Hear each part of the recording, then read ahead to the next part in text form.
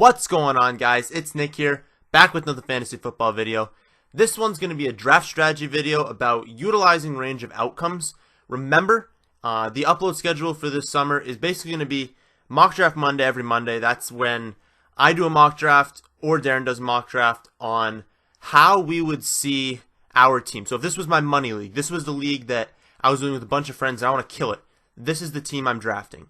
The Thursday mock drafts are going to be about like different ideas. So testing out RB0, testing out wide receiver 0, testing out taking a tight end early, testing out taking a quarterback early, just testing out different things that maybe I wouldn't normally do in a draft just to see how our team turns out. So that's those two videos. Fridays are always going to be like a top 5. So top 5 breakout, top 5 flyer, like some sort of top 5. And then Tuesday and Wednesday are going to be, Wednesday's usually going to be rankings once those get released. And then Tuesday's going to be like a draft strategy kind of thing. So that's kind of how the upload schedule is going to work. For this one, we're talking about utilizing range of outcomes. Now, this is something, if you play DFS, you're super familiar with. It's understanding a guy's floor and a guy's ceiling. Early, you guys have heard me say this a ton. Early in drafts, guys have, okay, think about it like this. Everyone has a 0 floor. So I'm going to say that when looking at this, Gronk technically has a lower floor than, say, Antonio Brown. Now, looking at it outside and objectively, you say, well, no, they both have a floor of 0 if they get hurt in training camp. Yeah, but I'm going to say, looking at this, Gronk has a little bit more of a risk of getting hurt in training camp. So that's what I'm talking about when I say a guy has a low floor. Yes, everyone has a floor of 0. But when guys are super injury prone, when guys aren't established in their offense, when there are a lot of talented people in front of or behind them, they have a lower floor than other guys, even though, yes, everyone has a floor of 0. So that's what I'm talking about. Think about each player that you're drafting. And like I said, if you play DFS, you know about this. When I'm playing DFS, and let's say I've got like $4,000 left, and I'm entering a tournament. So I want to have the team that has the most upside. Well, I don't want to pick a player who has literally never gotten over 15 points. Like a guy that just, his role in the offense is so minimal. You know, Cole Beasley's probably gotten more than 15 points, I'm sure of it. But a guy in that role, like maybe that role that doesn't get a ton of targets, maybe when Dez is healthy, that kind of Cole Beasley. And that's kind of like the logic I want you guys to use when you're in your drafts. Think about a player and say, does he have upside? If things break right, can he win me weeks? Can he win me a championship? So to kind of explain this, I'm just going to go over a few people that are in very similar ADPs. I try to get as close as I can, but sometimes even if like a wide receiver and another wide receiver ranked back to back, there's still like 5 picks between them. But all of the people I picked, they're pretty close. They're as close as I can get and still prove the point, because maybe there's 2 guys that I don't even like. I'm not going to compare the 2.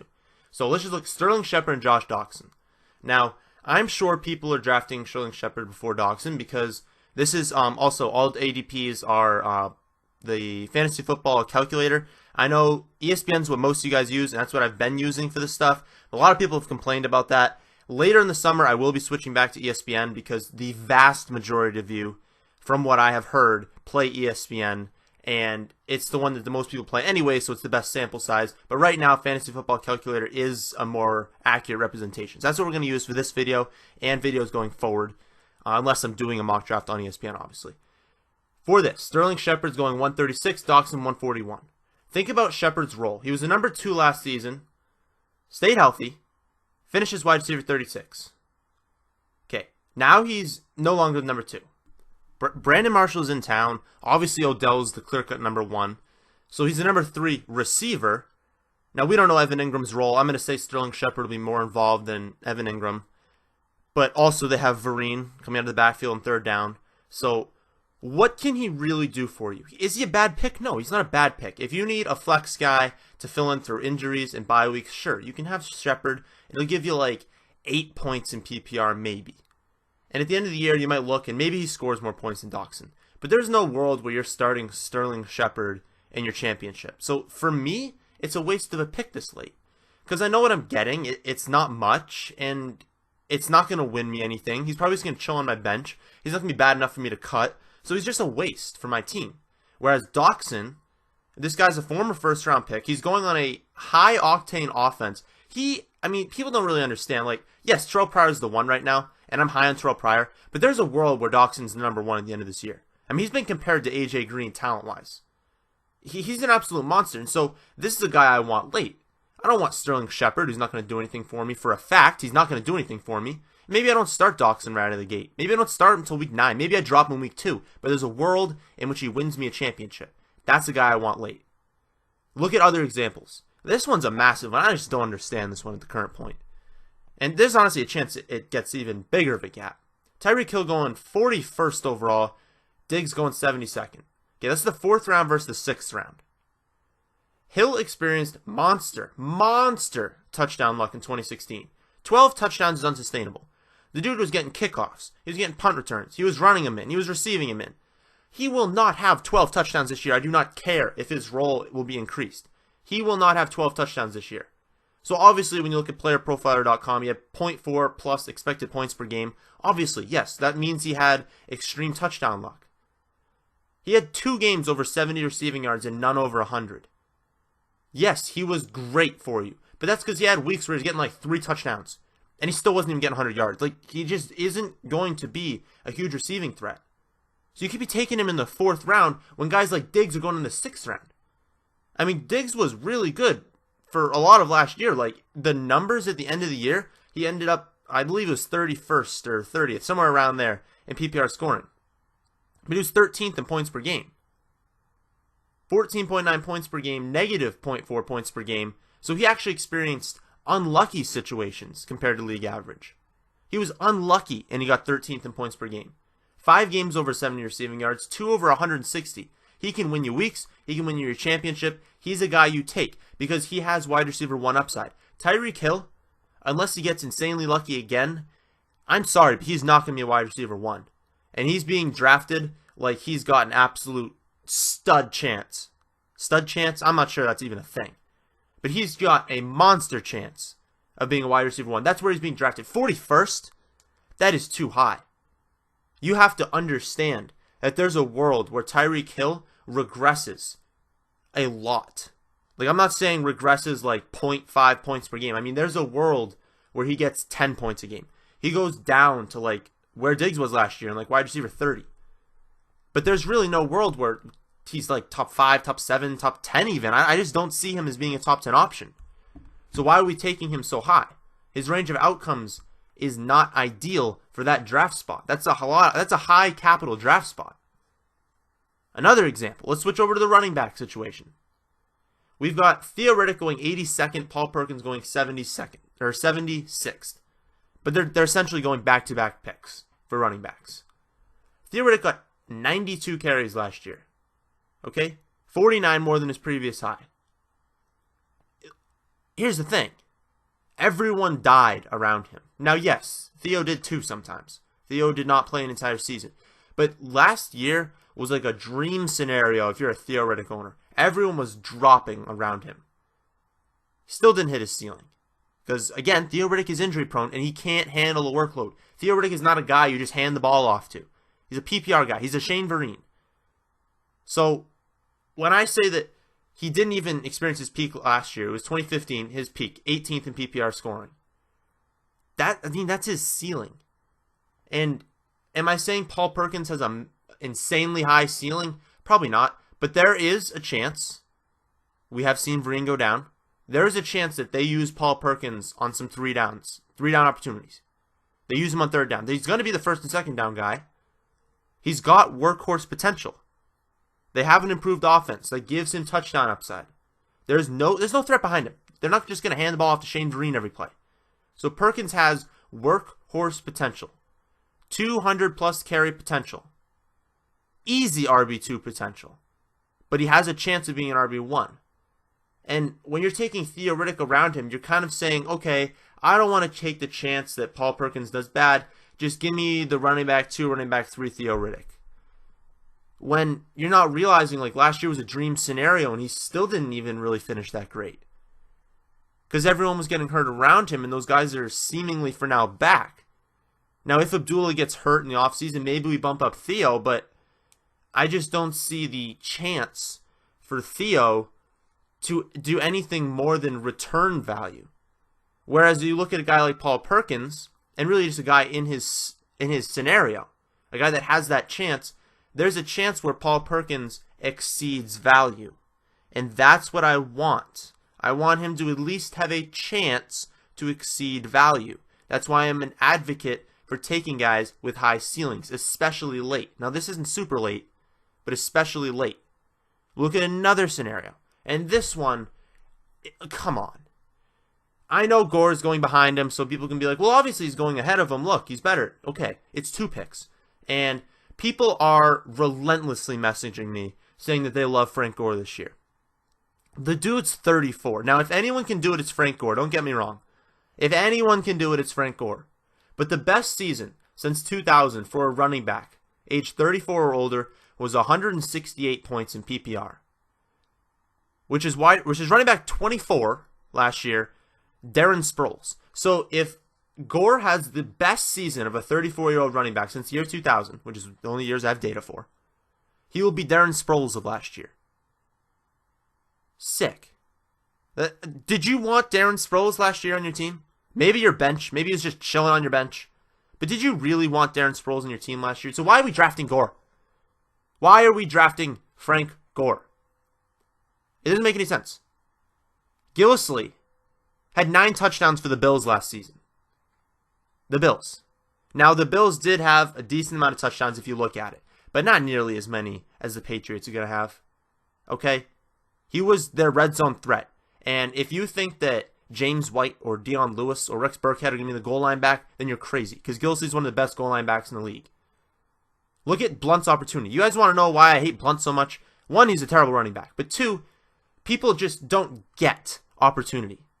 They don't understand that Blunt was leagues and leagues ahead of the next best in opportunity. He led the league in red zone rushing attempts with 68. DJ was the next best at 15 less, at 53. Do you know how many opportunities Blunt had to score those 18 touchdowns? Inside the 10. He had 42 carries inside the 10. David Johnson was next best at 33. Blunt had 15 touchdowns from inside the 10-yard line on his 42 attempts, which isn't even that insane of a percentage of conversion. DJ had 13 on 33 attempts. It's a better conversion percentage. Gillislee had 7 touchdowns on 11 carries inside the 10-yard line. Gillislee is a better goal line back than Blunt. Data going further back suggests that he is. He is one of the best goal line backs in the league. So why are we taking Gore even in the same 2 rounds as Gillislee?